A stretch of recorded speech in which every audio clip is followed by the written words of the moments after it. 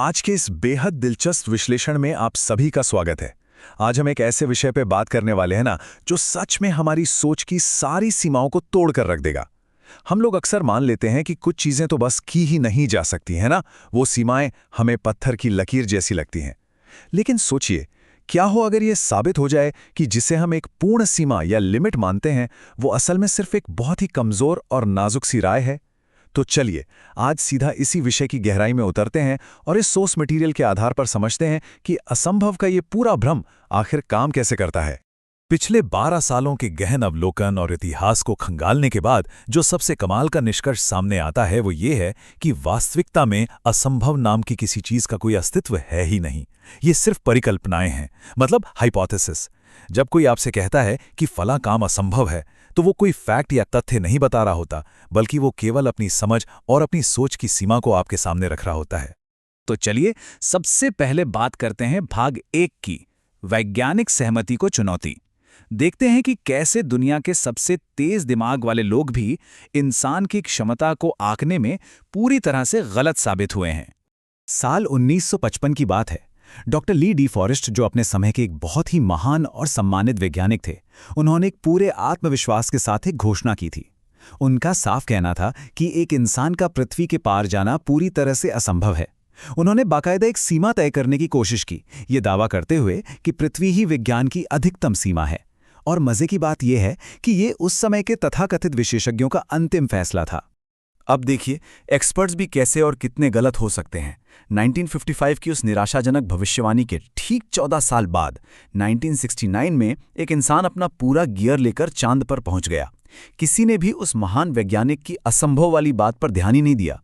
और आज का समय देखिए, अंतरिक्ष यात्रा का कॉन्सेप्ट इतना सामान्य हो गया है कि लोग इसे मजाक में बैंकॉक जाने की ट्रिप से कंपेयर करने लगे हैं। तो यहाँ सबसे बड़ा पॉइंट यह है कि विशेषज्ञ जो सीमाएं बनाते हैं वो अक्सर समय के साथ ताश के पत्तों की तरह ढह जाती हैं। चलिए अब एविएशन यानी विमानन की दुनिया का हाल देखते हैं। लॉर्ड केल्विन, विज्ञान की दुनिया का एक बहुत भारी नाम। उनका एक बेहद प्रसिद्ध बयान था कि हवा से भारी किसी भी मशीन को उड़ाना तकनीकी रूप से बिल्कुल असंभव है, क्योंकि गुरुत्वाकर्षण उसे सीधे नीचे खींच लेगा। एक बार फिर उस समय के सबसे तेज दिमाग ने एक फुल स्टॉप लगा दिया था। लेकिन फिर एंट्री होती है राइट ब्रदर्स की। उन्होंने उन सभी एक्सपर्ट्स की बातों को बस इग्नोर कर दिया जो कह रहे थे कि हवा के सिद्धांत उनके खिलाफ हैं। उन्होंने लगातार 16 सालों तक दिन रात काम किया। और सबसे चौंकाने वाली बात क्या है पता है? उन्होंने कोई जादुई या एलियन तकनीक इस्तेमाल नहीं की। उन्होंने साइकिल के साधारण कलपुर्जों का इस्तेमाल करके इंसानों को एक उड़ने वाला पक्षी बना दिया। ये साफ दिखाता है कि जब दृढ़ निश्चय होना, तो गुरुत्वाकर्षण के नियम भी अपना काम करने का तरीका बदल लेते हैं। इंसानी इंजीनियरिंग के चमत्कारों से थोड़ा आगे बढ़कर अब सीधा प्रकृति की ओर चलते हैं। भाग 2, ततैया का रहस्य। एरोडायनेमिक्स का एक बहुत ही इंटरेस्टिंग विरोधाभास है प्रकृति में। विज्ञान और हवा के सिद्धांतों के हिसाब से एक ततैया यानी वास्प कभी उड़ ही नहीं सकती। क्यों? क्योंकि फिजिक्स के नियम कहते हैं कि उसके शरीर का वजन बहुत ज्यादा है और उसके पंख बहुत हल्के और छोटे हैं। अगर हम कागजों पर देखें तो वैज्ञानिक दृष्टिकोण से ततैया का उड़ना 100% असंभव है, कोई चांस ही नहीं है। तो फिर सवाल ये उठता है कि वो उड़ती कैसे है? इसका जवाब बहुत ही सीधा और मजेदार है। ततैया कभी स्कूल ही नहीं गई।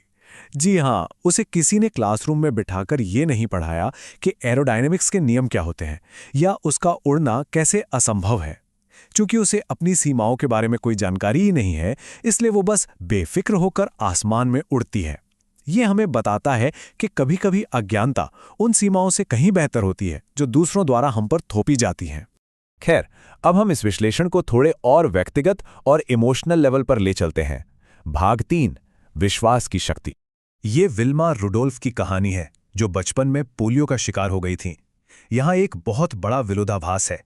एक तरफ मेडिकल एक्सपर्ट यानी डॉक्टर की कठोर भविष्यवाणी थी, तुम कभी नहीं चल पाओगी, ये विज्ञान का अंतिम फैसला था। और दूसरी तरफ एक माँ का अटूट विश्वास था, जो बार बार कहती थी तुम चलोगी।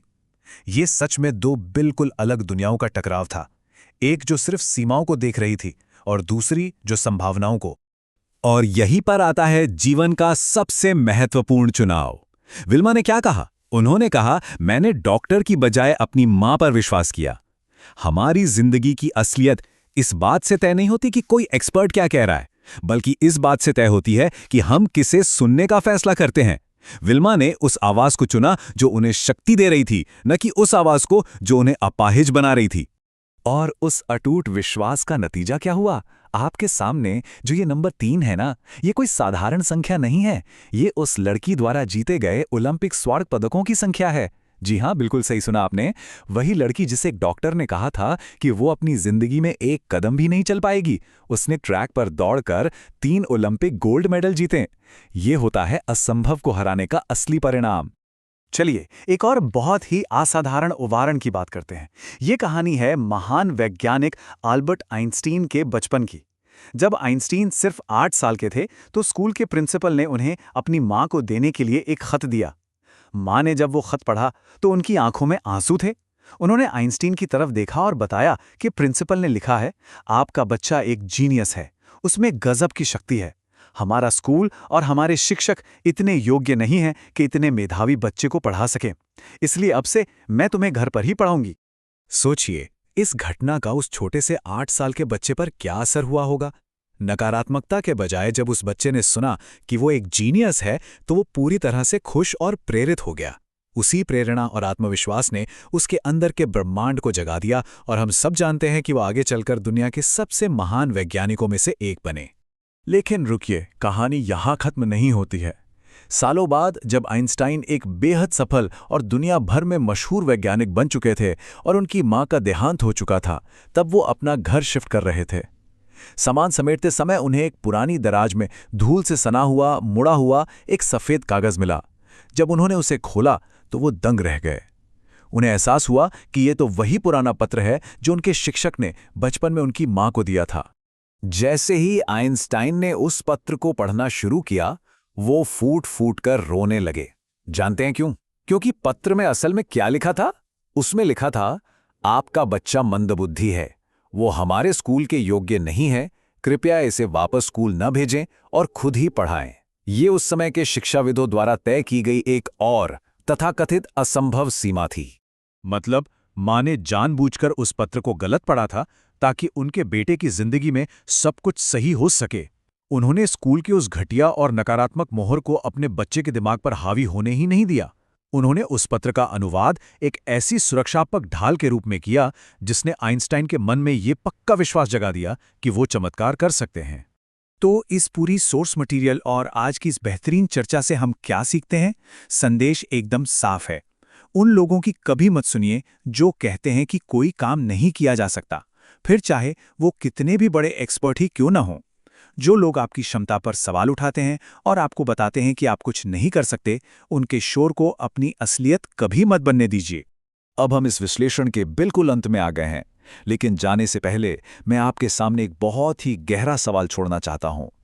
जब भी कोई बाहरी आवाज पूरे कॉन्फिडेंस के साथ ये दावा करती है कि कोई काम पूरी तरह से असंभव है, तो हम सभी को एक विकल्प चुनना होता है। क्या आपकी प्रतिक्रिया चुपचाप हार मान लेने और उस तथाकथित सीमा को स्वीकार कर लेने की होगी, या फिर राइट ब्रदर्स, विल्मा रुडोल्फ की मां और आइंस्टीन की मां की तरह उन्हें गलत साबित करने की एक अजेय जिद होगी? याद रखिए, असंभव केवल एक राय है। इसे सच मानना है या इसे तोड़ के रख देना है, ये पूरी तरह से आपके हाथ में है। इस विश्लेषण में हमारे साथ जुड़ने के लिए आपका बहुत बहुत धन्यवाद। सीखते रहिए और हमेशा आगे बढ़ते रहिए।